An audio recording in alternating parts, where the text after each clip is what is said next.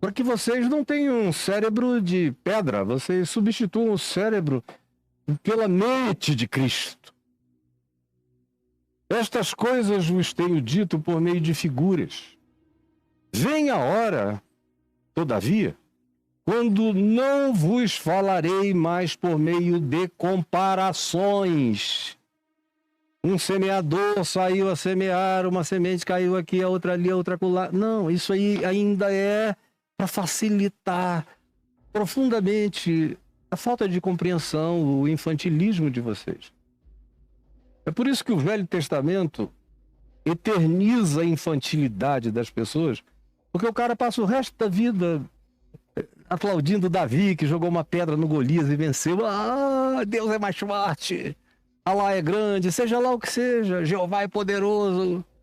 Jesus, aí eu vejo um cara que vai e diz, olha só, eu visitei a tumba dos deuses hindus, e lá dizia que jaz os restos mortais disso. Eu visitei Meca, eu visitei não sei o que. Ele vai dizendo, e os restos mortais estão lá, e eu visitei Jerusalém, numa tumba falsa, inclusive, na tumba do Jardim, que é uma Disneylândia.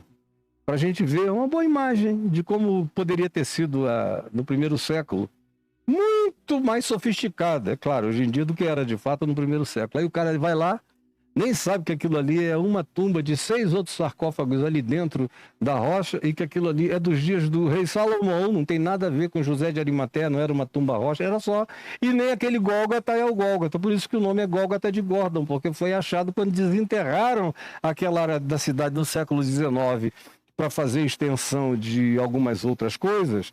Inclusive ali tem uma rodoviária, já tem muitas décadas que tem. Foi na tentativa da limpeza que apareceu aquele maciço rochoso com aquelas caveiras. Aí o Gordon, que era crente inglês, olhou e falou, achamos o Gólgota, e aqui cavou do lado, aqui tem um jardim também, achamos! Aí isso virou uma vitória protestante anglicana sobre o catolicismo, dono do Santo Sepulcro, desde Helena, mãe do imperador Constantino, essa guerrinha idiótica. De gente que não passa de historinhas, eles só vivem de comparar uma coisa com a outra. Me mostra aí para ver quem é que tem o maior. É tudo coisa de menos do que de adolescente. Estas coisas vos tenho dito por meio de figuras, mas vem a hora quando não vos falarei mais por meio de comparações, mas vos falarei claramente a respeito do meu Pai. Meu Deus, mais do que ele já tinha falado, eu e o Pai somos um, quem me vê a mim vê o Pai. Como dizes tu, Filipe, mostra-nos o Pai. Não creis que eu estou no Pai, que o Pai está em mim.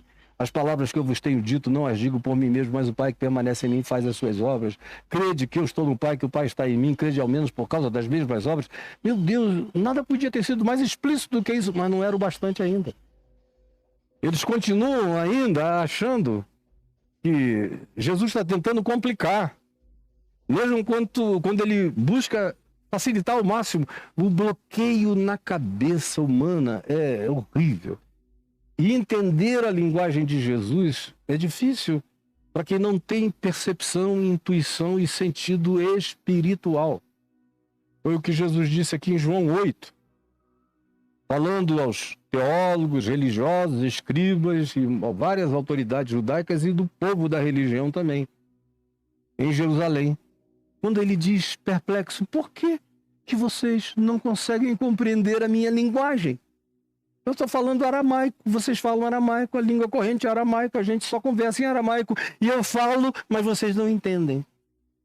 Porque não é uma questão de códigos linguísticos, é uma questão de percepção espiritual que está para além da plataforma mental. A gente tem que buscar luz e arejar os sentidos e permitir que esse entendimento nos invada, nos pervada, nos possua, nos habite. Ele diz, vai chegar a hora em que eu vou ser mais explícito do que jamais fui. Quando eu ressuscitar, vocês vão ter também a capacidade de compreender infinitamente mais. Por enquanto, o teto de vocês é a morte. Viu, Clarinha? Por enquanto, o teto de vocês é a morte. Quando vocês, todavia, me virem ressuscitado, o teto da morte vai ser tirado. E a mente de vocês vai ficar aberta. A ressurreição abre a compreensão, o entendimento. Então ele prossegue e diz: naquele dia, quando o teto da morte for tirado de vocês, quando a morte deixar de ser o último dogma da mente de vocês, naquele dia pedireis em meu nome, e não vos digo que rogarei ao Pai por vós, porque o próprio Pai vos ama, visto que tendes me amado e tendes crido que eu vim da parte de Deus. Vim do Pai e entrei no mundo, todavia agora deixo o mundo e vou para o Pai. Ai, ai, ai. Compreenderam? Não. Olha só como não compreenderam ainda. No verso 29, diz assim: disseram os seus discípulos, parece assim que foi quase um jogral, que falaram unanimemente, disseram juntos os seus discípulos: ouça isso coletivamente. Agora é que falas claramente e não empregas nenhuma figura. Agora vemos que sabes todas as coisas. Meu Deus, que retardo! E não precisas de que alguém te pergunte. Ele nunca precisou que ninguém perguntasse nada. Vocês perguntavam porque o bloqueio é grande. Por isso cremos que de fato vieste de Deus. Por isso ainda dão uma razão fajuta. Igualzinho lá em João 8, aquele grupo que ouviu Jesus fazer um discurso, igualzinho aos milhares que ele tinha feito em Jerusalém. Ele tinha feito aquilo mesmo durante todo o curso da sua vida. Agora ali em Jerusalém ele repetiu a mesma coisa, foi enviado pelo Pai, tal. Aí os judeus que estavam ali, tudo membro de sinagoga, agora nós cremos que tu viestes, agora cremos em ti. Aí Jesus diz: vós credes em mim? Em verdade eu vos digo que conhecereis a verdade e a verdade vos libertará. E o mesmo grupo que tinha acabado de dizer que cria, lê em João 8, já quis matá-lo, apedrejá-lo e destruir os que creram. Porque disseram: nós não somos escravos, nós somos membros de uma categoria superior. E esquecem de tudo, crente esquece de tudo. Tinham sido escravos no Egito 430 anos, viveram escravidão, foram escravos de Babilônia, escravos medos persas, escravos dos imperadores persas, escravos dos gregos, escravos dos romanos, escravos sob dominação. Nós não. E você está nos chamando de escravos do pecado? Jesus disse: todo aquele que comete pecado é escravo do pecado. Aí quiseram matá-lo, depois de terem dito que criam nele. Aqui é mais ou menos a mesma coisa. Agora, todos juntos, no jogral confessional, disseram: nós cremos que tu sabes todas as coisas. Como se Jesus precisasse de perguntas para dizer o que dizia.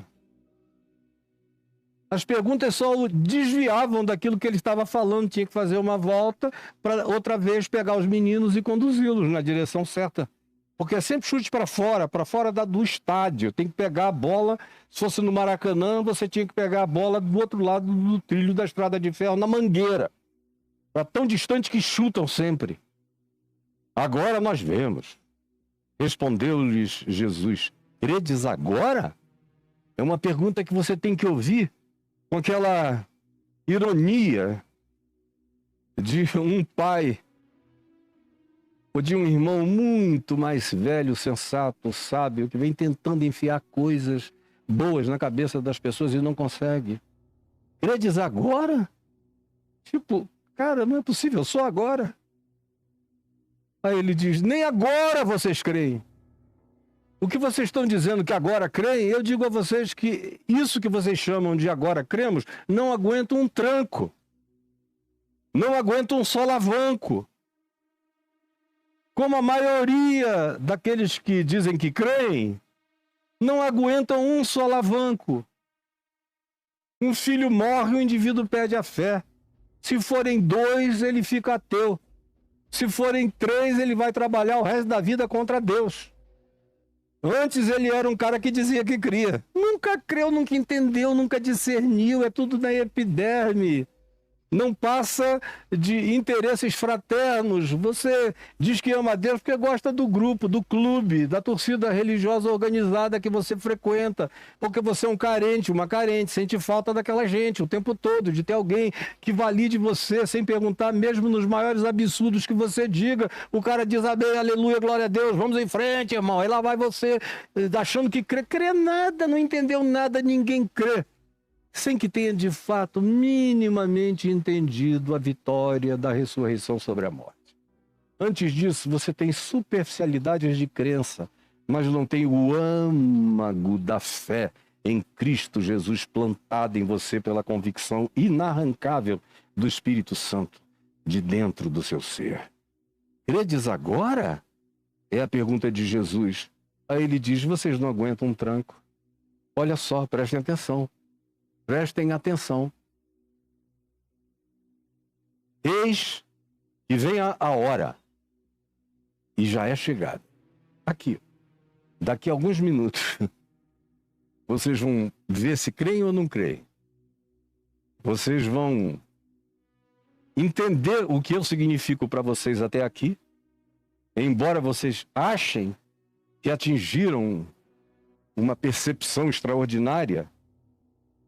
Vocês são gente da superfície. A raiz do Evangelho ainda não teve chance de se embrenhar no subterrâneo, nos aquíferos profundos do Espírito em vocês. Não. Vocês não creem? E eu digo o seguinte, logo, logo vocês vão saber por que eu estou dizendo que nenhum de vocês crê. Aqui nessa sala fechada, com esse pão, esse vinho, essa conversa, vocês já estão em crise porque eu vou dizendo que vou partir. Estou dando todas as razões para dizer como vai ser melhor, como eu saio do lado de fora para viver do lado de dentro em vocês. Mas vocês ainda estão assim, em nostalgia perplexa. Agora que eu falei isso, vocês dizem, até que enfim, depois de 3 anos e meio, tu falaste o suficiente para a gente crer. Aí Jesus diz, vocês acham que creram? Ainda vai passar um tsunami embaixo dessa ponte e vocês vão ver. Vocês não têm âncora. Vocês não estão ancorados nos céus. Porque para resistir os tsunamis desse mundo, a gente precisa ter a âncora da vida nos céus. Preste atenção, para resistir os tsunamis desse mundo, a gente tem que ter a vida em fé, ancorada nos céus, em Cristo Jesus, no trono da graça, na vitória da ressurreição. Entendeu? Me diga se entendeu ou não. Aí ele diz, eis que vem a hora. E já é chegada. A moçada já está vindo de lá para cá. Em que sereis dispersos. Dispersos. Cada um vai correr para um lado. Como vai acontecer aqui no Brasil, daqui a mais 10, 15 anos, quando os donos dessas igrejas que vocês frequentam, e que são os senhores, os exatores da senzala espiritual na qual vocês vivem, enquanto eles habitam a casa grande como senhores de almas, eles vão morrer. Isso tudo que está aí vai esfacelar-se. E vocês que já não têm fé mesmo hoje, não sabem nem o que é a fé, não sabem nem o que é o Evangelho, não compreenderam nem quem é Jesus. E vivem de historinhas do Velho Testamento. E gostam de trombetinha, de Jericó, só dessas historinhas. Não tem nada para dentro, é tudo um Deus para fora. Parece um Deus da mitologia grega. Eu ouço as confissões de fé da maioria dos que falam por aí, parece que eles estão falando de Zeus, de Apolo, de Poseidon, de alguma coisa assim. São seres poderosos do lado de fora vindo em socorro. No Evangelho é Cristo em mim, a força e a esperança da glória. É tudo diferente. Aí vem Jesus e diz, essa hora já chegou em que vós sereis dispersos. Dispersos. Cada um para sua casa.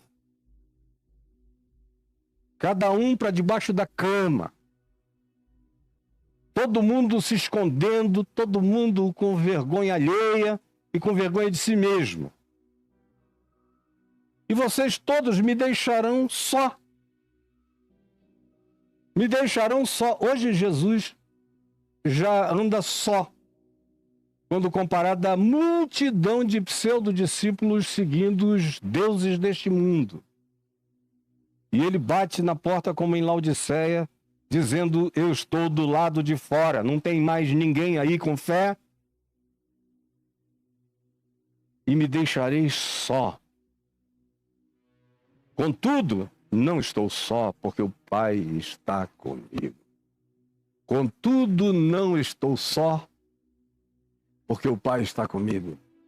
O ideal de Cristo Jesus é que eu cresça, cresça, cresça. E a fé se enraize em mim, com tanta profundidade, segundo o Evangelho, que eu possa, em razão de tudo e qualquer coisa, dizer: contudo, não estou só. Se eu ficar viúvo, se eu perder todos os filhos e netos, se eu não tiver mais para onde ir, se eu não tiver mais amigo nenhum, o objetivo do aprofundamento e da elevação dessa consciência é me fazer dizer, em qualquer circunstância: contudo, não estou só, porque o Pai está comigo. Porque o Pai está comigo. Porque o Pai está comigo. Aí ele conclui, preste atenção: estas coisas vos tenho dito para que tenhais paz em mim. Na hora que tudo fica horroroso, porque eu disse antes, eu espero que vocês lembrem para sempre. Estas coisas vos tenho dito para que tenhais paz em mim, a minha paz. No mundo, é a lição que vocês não podem esquecer. Não é teologia do domínio, isso tudo é mentira de Satanás, da grande Babilônia americana, das igrejas que se tornaram sinagoga de Satanás, tanto lá quanto no mundo inteiro, que vieram com essa teologia do tudo isso eu te darei se prostrado me adorares, nós receberemos poder para dominar o mundo.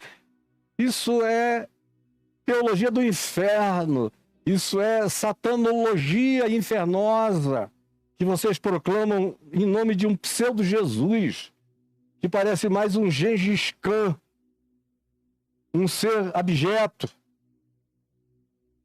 Mas eu quero que vocês aprendam a ter essa paz que vence qualquer contudo, todos os contudos contra tudo em vocês.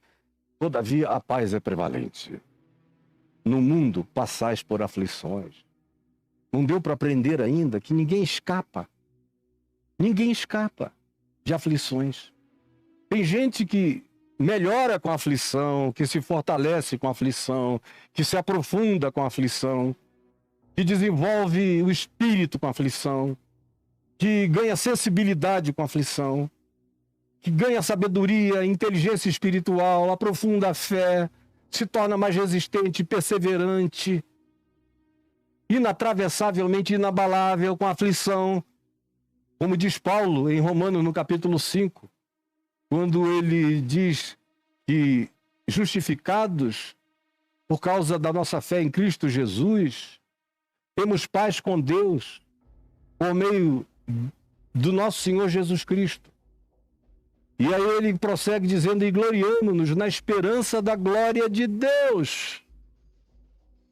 Em segundo lugar, ele diz: e gloriamo-nos também até nas próprias tribulações, nas próprias aflições, sabendo que a aflição produz perseverança, a perseverança produz experiência, e a experiência produz esperança.